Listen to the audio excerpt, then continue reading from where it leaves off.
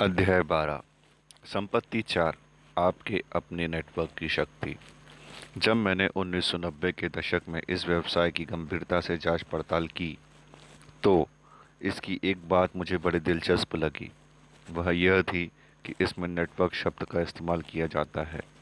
मुझे याद आया कि मेरे अमीर डैडी इस शब्द का सचमुच सम्मान करते थे। थॉमस एडिसन मेरे अमीर डैडी के नायक थे।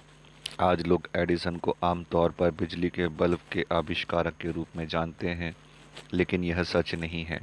एडिसन ने बिजली के बल्ब का आविष्कार नहीं किया, उन्होंने तो सिर्फ इसे बेहतर और आदर्श बनाया था। इससे भी ज़्यादा महत्वपूर्ण बात, उन्होंने यह अनुमान लगाया कि इसे एक व्यवसाय में कैसे बदलना है। स्कूल छोड़ने के बाद, क्योंकि उनके टीचर्स की राय में वह इतने स्मार्ट नहीं थे कि वह सफल हो सके, एडिसन ट्रेन में टॉफ़ी और मैगज़ीन बेचने की नौकरी करने लगे। जल्द ही वे अपने खुद का अखबार छापने लगे और 1 वर्ष के भीतर ही उन्होंने लड़कों की एक टीम नियुक्त कर ली थी जो उनके अखबार के साथ टॉफ़ियाँ बेचने लगी। वे कर्मचारी से व्यवसायी बन गए थे।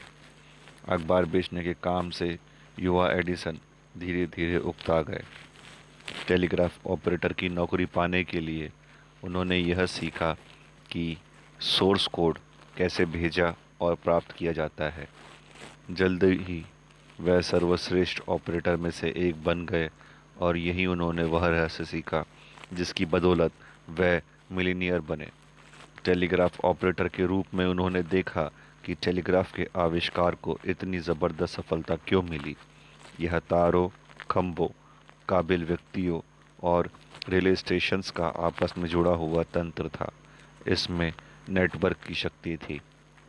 हालांकि एडिसन बिजली के बल्ब संबंधी प्रयोगों और उस फिलामेंट को आदर्श बनाने के लिए मशहूर है जिसकी बदौलत बल्ब व्यवहारिक बना, लेकिन एडिसन की सच्ची प्रतिभा एक कंपनी बनाने में नज़र आती है जिसने बिजली के तारों का जाल बिछाया और बिजली के बल्ब को समाज में जगह बनाने का अवसर दिया। एडिसन ने जिस कंपनी की स्थापना की उसने उन्हें मल्टी मिलियनर बना दिया। उस कंपनी का नाम था जनरल इलेक्ट्रिक। एडिसन के व्यवसाय को क्रांतिकारी बनाने वाली चीज़ बिजली का बल्ब नहीं बल्कि बिजली के तारों और रिले स्टेशंस का तंत्र था जिसकी बदौलत बिजली के बल्ब को ऊर्जा मिली। यह नेटवर्क था।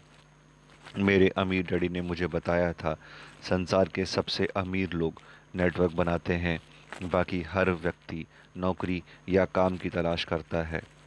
समुद्री जहाज़ के दौलतमंद स्वामियों तथा रेल रोड बैरन्स से लेकर सैम वॉल्टन, बिल गेट्स और जेफ बेजोस तक उन्हीं लोगों ने संसार में प्रचुर दौलत बनाई है जिन्होंने यह पता लगा लिया था कि नेटवर्क कैसे बनाना है। सैम वॉल्टन ने लोगों के लिए वस्तुओं का उत्पादन नहीं किया, उन्होंने तो उसके वितरण का नेटवर्क बनाया। बिल गेट्स ने कंप्यूटर नहीं बनाए, उन्होंने तो एक ऑपरेटिंग सिस्टम बनाया जिस पर कंप्यूटर चलते थे। जेफ बेजोस ने पुस्तकों का प्रकाशन नहीं किया, उन्होंने तो पुस्तकों को ग्राहक तक पहुंचाने के लिए एक ऑनलाइन नेटवर्क अमेज़ॉन बनाया। शक्ति प्रोडक्ट में नहीं है, शक्ति तो नेटवर्क में है। यदि आप अमीर बनना चाहते हैं तो इसके लिए सबसे अच्छी रणनीति यह है कि आप एक शक्तिशाली, व्यवहारिक और विकासशील नेटवर्क बनाने का तरीका खोज लें। जाहिर है, इसमें से अधिकांश लोग थॉमस एडिसन, सैम वॉल्टन या बिल गेट्स नहीं हैं, न ही कभी बन सकते हैं। हाँ, हर पीढ़ी में मुट्ठी भर बेहद रचनात्मक लोग होंगे जो शून्य से अरबों डॉलर के नए नेटवर्क्स बनाकर किसी कारोबार को फर्श से अर्श तक पहुंचाते हैं, जैसा इन लोगों ने किया। लेकिन लाखों लोगों की बात तो रहने ही दें, यह हज़ारों के लिए भी तार्किक महत्वाकांक्षा नहीं है। इसलिए नेटवर्क मार्केटिंग इतना ज़बरदस्त व्यवसाय है। नेटवर्क मार्केटिंग उद्योग की कंपनियां अब आप जैसे करोड़ों लोगों को उनका खुद का नेटवर्क बनाने का अवसर देती है, बजाय इसके कि वह किसी दूसरे के नेटवर्क के लिए काम करने में अपनी ज़िंदगी बिता दें। मैटकॉफ का नियम। 3 कॉम के संस्थापक और ईथरनेट के एक निर्माता रॉबर्ट मैपकॉफ को एक समीकरण बनाने का श्रेय दिया जाता है जो नेटवर्क्स के मूल्य को परिभाषित करता है, V equals to N square. दूसरे शब्दों में, किसी भी नेटवर्क का आर्थिक मूल्य उस नेटवर्क का उपयोग करने वालों की संख्या के वर्ग के बराबर होता है। मैटकॉफ के नियम को ज़्यादा सरल शब्दावली में बताया जाए तो इसका यह मतलब है कि जैसे जैसे आप इसमें उपयोग करने वालों को जोड़ते हैं, इसका मूल्य ज्यामितीय रूप से बढ़ता है। टेलीफोन नेटवर्क के बारे में सोचें। यदि संसार में सिर्फ एक ही टेलीफोन हो तो उसका कोई वास्तविक आर्थिक मूल्य नहीं है। यदि पूरे संसार में सिर्फ आपके ही पास फ़ोन है तो आप किसे फ़ोन करेंगे? जिस पल आप एक और फ़ोन जोड़ लेते हैं तो मैटकॉफ के नियम के अनुसार फ़ोन नेटवर्क का आर्थिक मूल्य तेज़ी से बढ़ जाता है।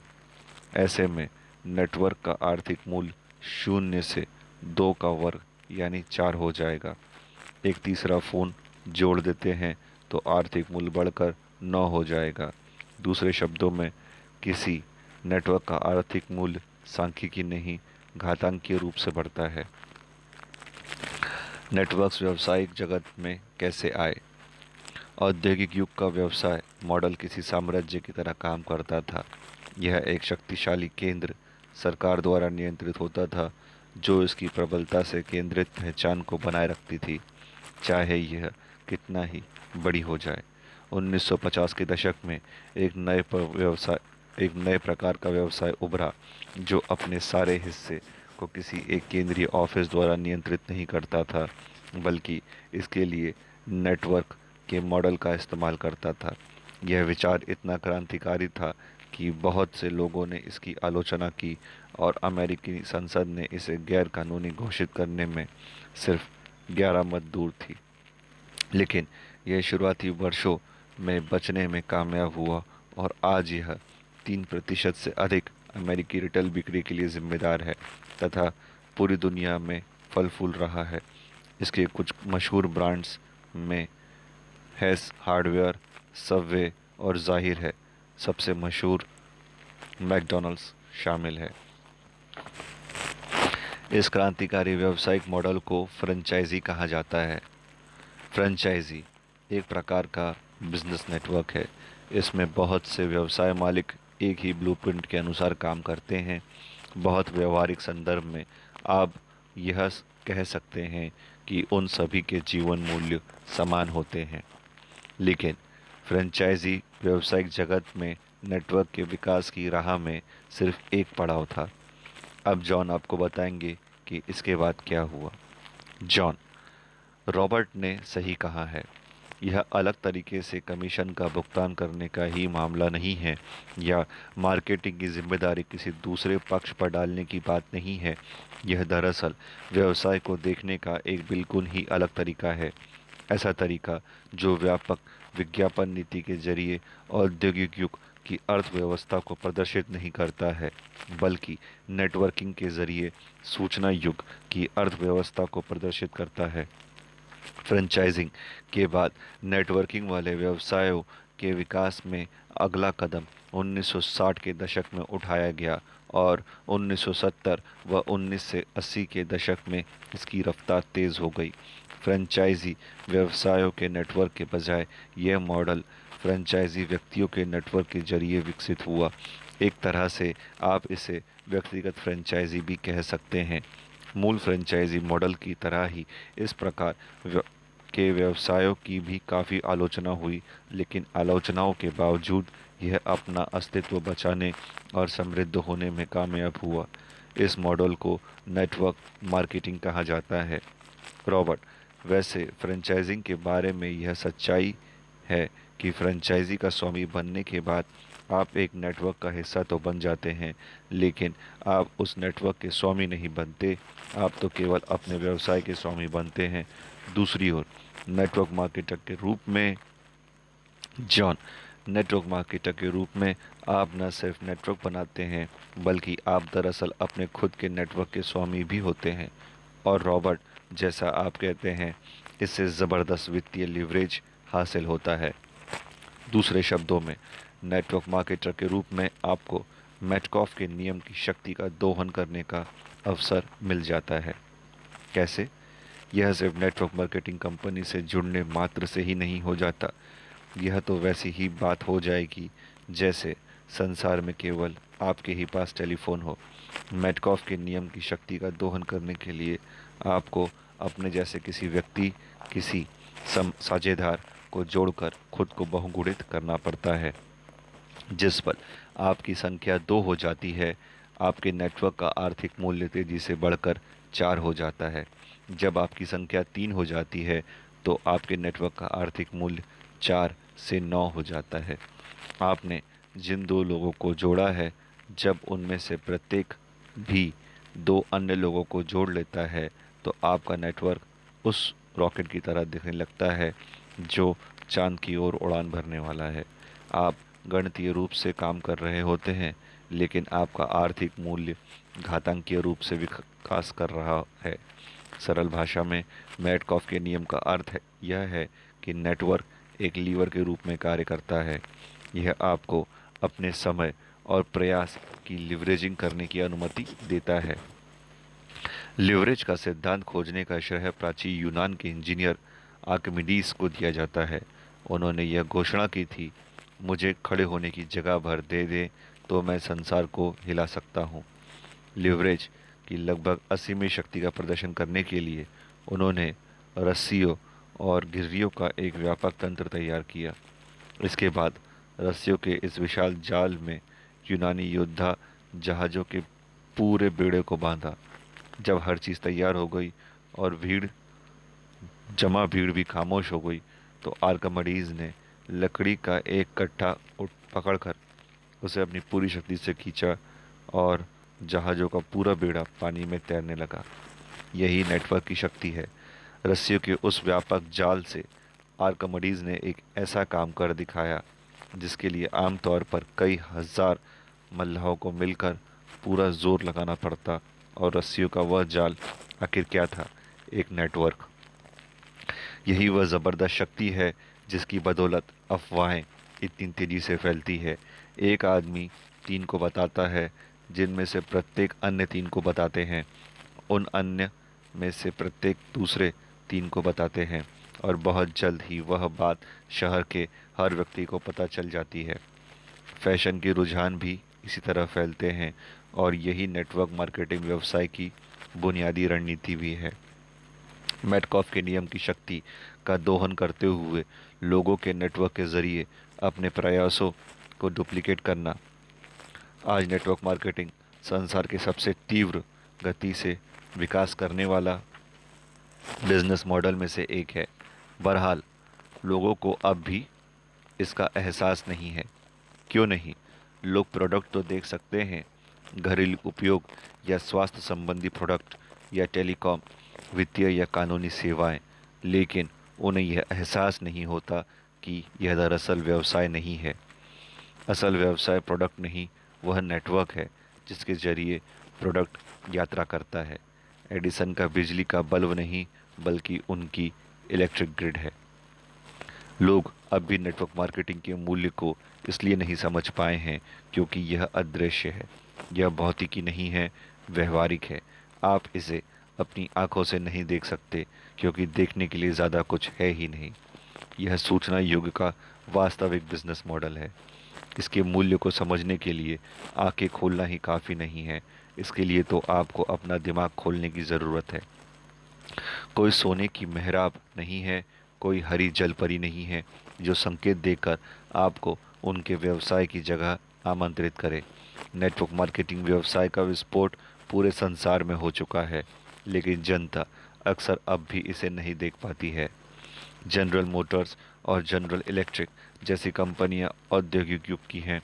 McDonald, Subway, the UPS store, Ace hardware और बाकी फ्रेंचाइजी कंपनियां संक्रांति काल की है जो औद्योगिक युग से सूचना युग के पुल के रूप में उभरी।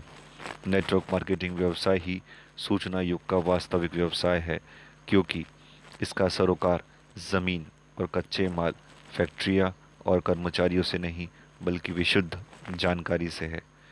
नेटवर्क मार्केटर के रूप में आप यह सोच सकते हैं कि आपका काम किसी प्रोडक्ट का प्रदर्शन करना और बेचना है, ऐसा नहीं है। आपका काम तो सूचना देना, एक बेहतरीन कहानी सुनाना और एक नेटवर्क बनाना है। अध्याय 12 समाप्त। अध्याय 13 संपत्ति 5, एक अनुकरणीय और बहुस्तरीय व्यवसाय। यहाँ नेटवर्क मार्केटिंग के बारे में एक अति महत्वपूर्ण सच्चाई बताई जा रही है जिससे आपको हैरानी हो सकती है। यह व्यवसाय उन लोगों के लिए नहीं है जो बेचने में बहुत प्रतिभाशाली होते हैं। मैंने कुछ अध्याय पहले वादा किया था कि जॉन इसके बारे में ज़्यादा बातें बताएंगे और अब वह समय आ चुका है। रॉबर्ट, जॉन, क्या आप मेरी इस बात से सहमत हैं? यह ज़रूरी नहीं है कि सर्वश्रेष्ठ पैदाइशी सेल्स पीपल नेटवर्क मार्केटिंग में सबसे ज़्यादा सफल हो पाएं। जॉन, इससे न सिर्फ मैं पूरी तरह से सहमत हूँ, बल्कि वास्तव में तो यहाँ तक कहूँगा कि एक तरह से इसका विपरीत सच है। नेटवर्क मार्केटिंग में सफल होने के लिए किसी पैदाइशी सेल्समैन को अक्सर पहली चीज़ यह करनी होती है कि वह बेचने के बारे में हर वह चीज़ भूल जाए जो वह जानता है। जैसे जितने भी बेहद सफल नेटवर्क मार्केटर्स को देखें, इनमें से कई कोच, माँ, पादरी और शिक्षक हैं। उन्हें कहानियाँ सुनाने और दूसरे की मदद करने में वाकई मज़ा आता है। नेटवर्क मार्केटिंग ज़बरन बेचने के बारे में नहीं है, बल्कि यह जानकारी का आदान प्रदान करने और व्यक्तिगत कहानियाँ सुनाने के बारे में है। यह इस व्यवसाय में अपने द्वारा लाए गए लोगों की सफलता की परवाह करना भी है। वैसे यह एक अच्छी बात है, क्योंकि 20 में से केवल एक व्यक्ति ही पैदाइशी सेल्समैन होता है। बिक्री में सफलता की कुंजी यह है कि आप क्या कर सकते हैं। नेटवर्क मार्केटिंग में सफलता की कुंजी यह है कि आप कितना अनुसरण कर सकते हैं। रॉबर्ट, कई बार जब मैं कहता हूँ कि यह व्यवसाय बिक्री के बारे में नहीं है, तो मुझे संदेहवादी प्रतिक्रिया मिलती है। हाँ, लेकिन क्या आप ज़रूरत से ज़्यादा गहराई में नहीं जा रहे हैं? मेरा मतलब, चाहे आप इसे बेचना कह लें या जानकारी का आदान प्रदान करना, बात तो वही है। क्या यह काफ़ी हद तक शब्दजाल नहीं है? जॉन, नहीं, यह शब्दजाल नहीं है और यह ज़रूरत से ज़्यादा गहराई भी नहीं है। और यह अनुसरण या नकल ही सेल्स या नेटवर्क मार्केटिंग के बीच का सबसे बड़ा अंतर है।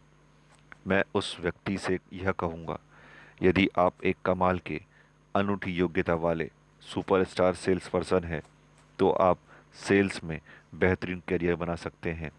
लेकिन संभवतः नेटवर्क मार्केटिंग में आपका प्रदर्शन कमज़ोर रहेगा। क्यों?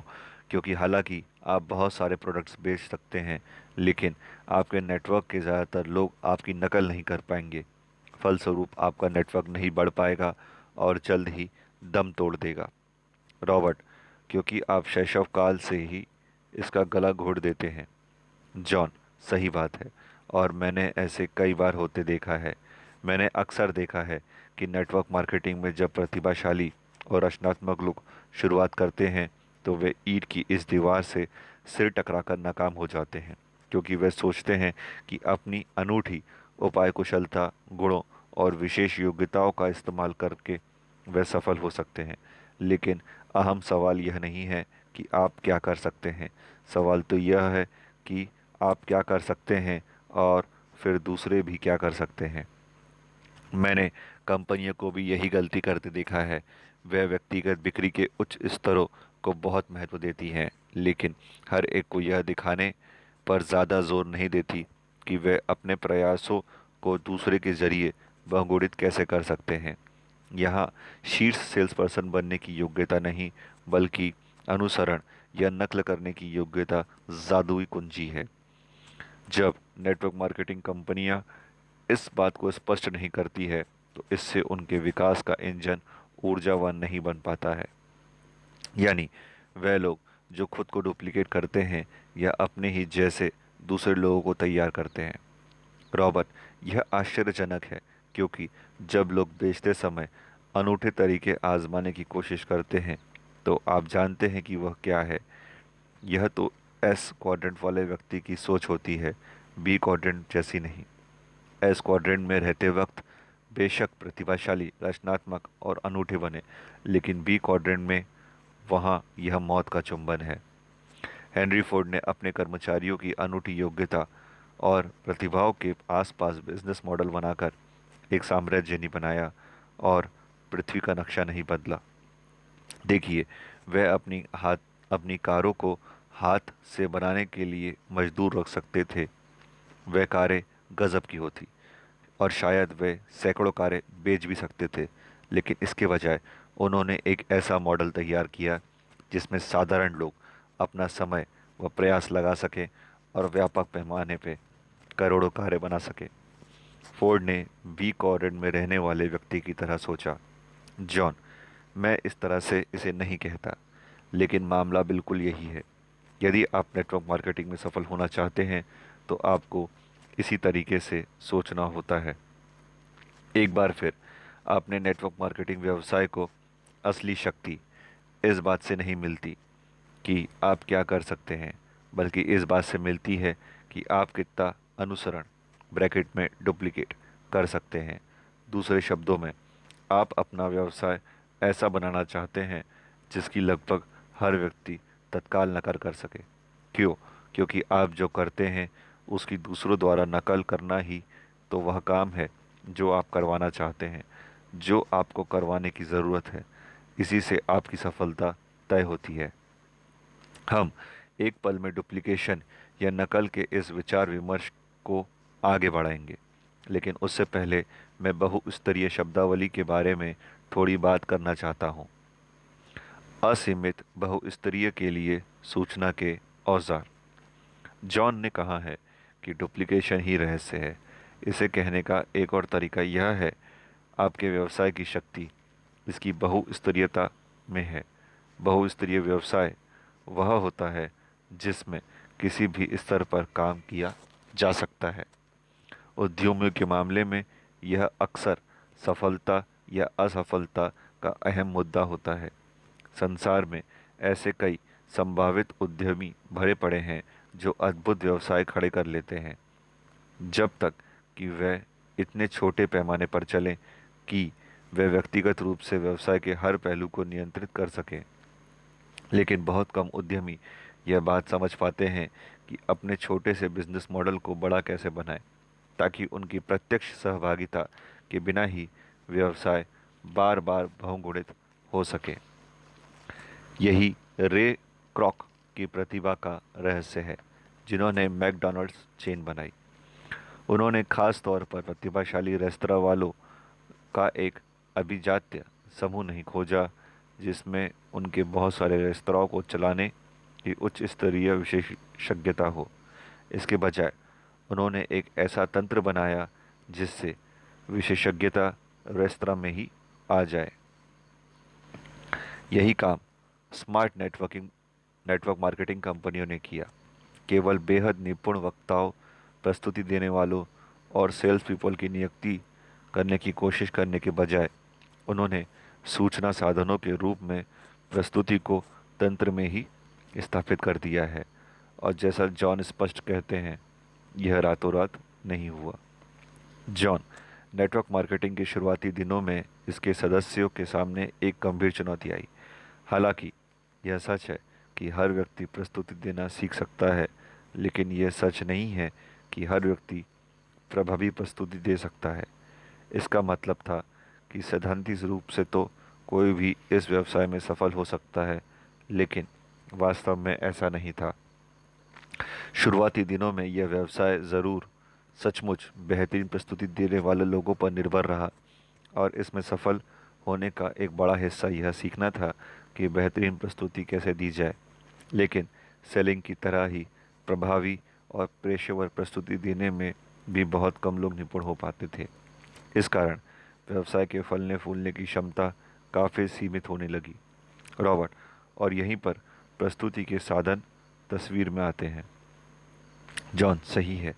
बरसों पहले लोगों ने ब्रोशर्स और सेल्स बुक के ज़रिए इसे चलाने की कोशिश की थी और वह काफ़ी हद तक कामयाब भी हुए। हालांकि आम आदमी बेहतरीन प्रस्तुति तो नहीं दे सकता, लेकिन वह संभावित ग्राहक को अपना ब्रोशर और कैटलॉग ज़रूर दिखा सकता था।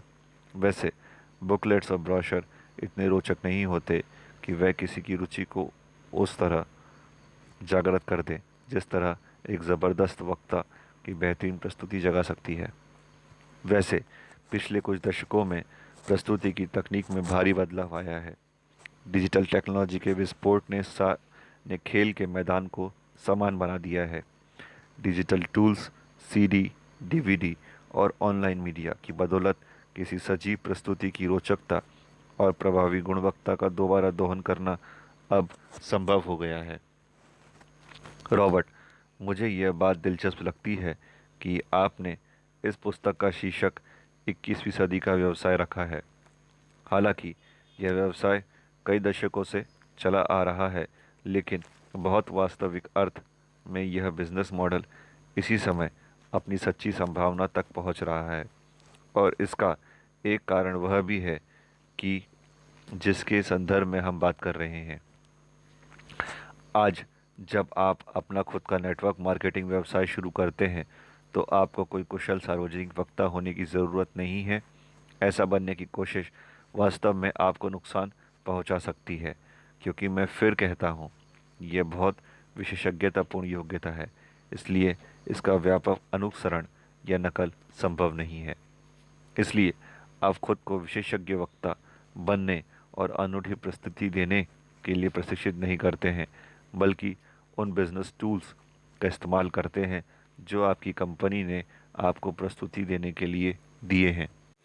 यही नहीं, इन बिजनेस टूल्स की लागत काफ़ी कम होती है, इसलिए भी क्योंकि उन्हें सस्ता बनाना कंपनियों के हित में होता है, और इसलिए भी क्योंकि टेक्नोलॉजी के कारण अब यह संभव हो गया है। कम लागत, उच्च गुणवत्ता की सीडीज़, डीवीडीज़ और ऑनलाइन प्रस्तुतियों, उच्च गुणवत्ता के लाइव ऑडियो और वीडियो ने सचमुच प्रजातांत्रिक और बहुस्तरीय नेटवर्क मार्केटिंग व्यवसाय में अपने सपने को संभव बना दिया है।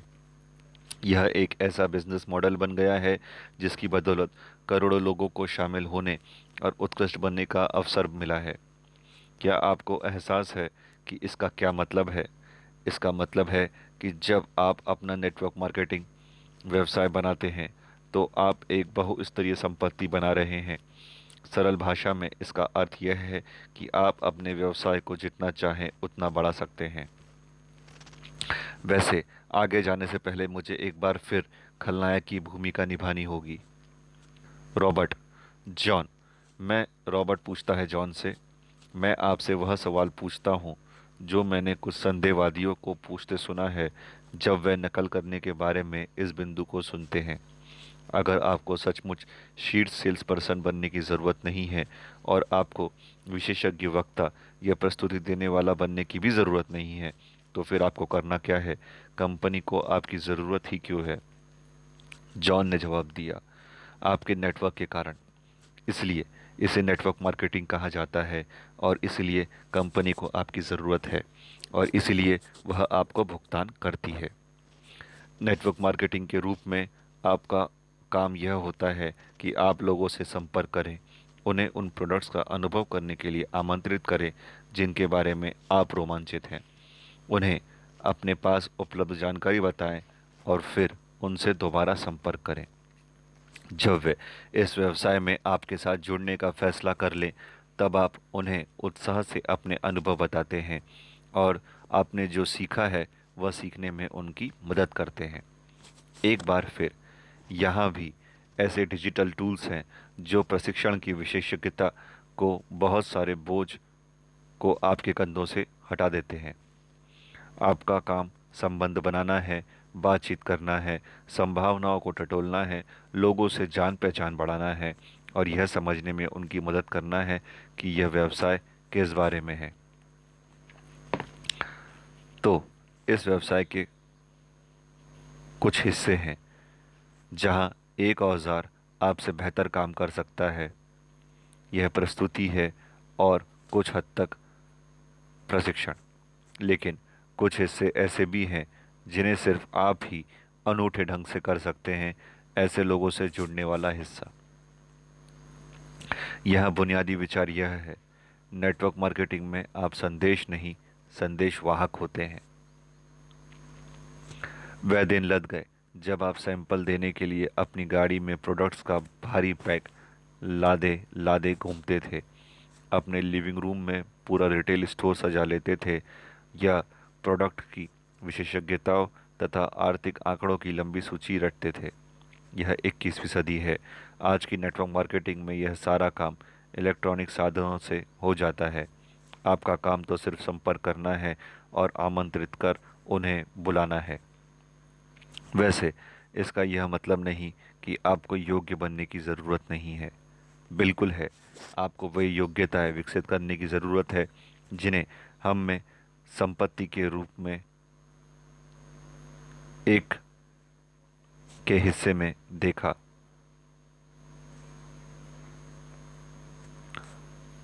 आत्मविश्वास पाने, अस्वीकृति झेलने, संवाद करने, बेहतरीन कहानी सुनाने वाला बनने, लोगों की परवाह करने, लोगों को सिखाने और कई बार बाकी कई योग्यताएं। लेकिन ये ऐसी योग्यताएं हैं जो हर एक के लिए सुलभ हैं। यदि आपने कभी किसी सॉकर लीग, पीटीए समूह या चेस क्लब को बनाने में मदद की है, या किसी राजनीतिक अभियान या चर्च कमेटी के सदस्य रहे हैं, कभी लिटिल लीग को कोचिंग दी है या अपना खुद का बैंड बनाया है, तो आप जानते हैं कि नेटवर्क बनाना कैसा होता है। आप जो करते हैं उसकी नकल के लिए आपको बेहद योग्य सेल्स पीपल की ज़रूरत नहीं होती। आपको तो ऐसे लोगों की ज़रूरत होती है जो बुनियादी व्यावसायिक और संवाद योग्यताएं सीखने के इच्छुक हो तथा वे स्वयं संकल्पवान उद्यमी और टीम निर्माताओं के रूप में विकास करना चाहते हो। संसार में बहुत कम लोग बेचने में सचमुच निपुण होते हैं, लेकिन व्यवहारिक दृष्टि से कोई भी नेटवर्किंग, कोचिंग और टीम बनाने में निपुण बन सकता है। इसका मतलब है कि नेटवर्क मार्केटिंग का व्यवसाय आपके करोड़ों पड़ोसियों के लिए खुला हुआ है। इसका मतलब है कि आपके पास एक अनुकरणीय और बहुस्तरीय व्यवसाय है। जब आप अपने नेटवर्क को बढ़ाकर 5 और फिर 50 लोगों तक कर लेते हैं, तो आप उन बुनियादी योग्यताओं में माहिर हो जाते हैं जिनकी ज़रूरत आपको इसे बढ़ाकर 500, 5000 या इससे भी आगे तक ले जाने के लिए होती है। और इससे हम नेतृत्व पर पहुंच जाते हैं। अध्याय 13 समाप्त। सुनने के लिए धन्यवाद।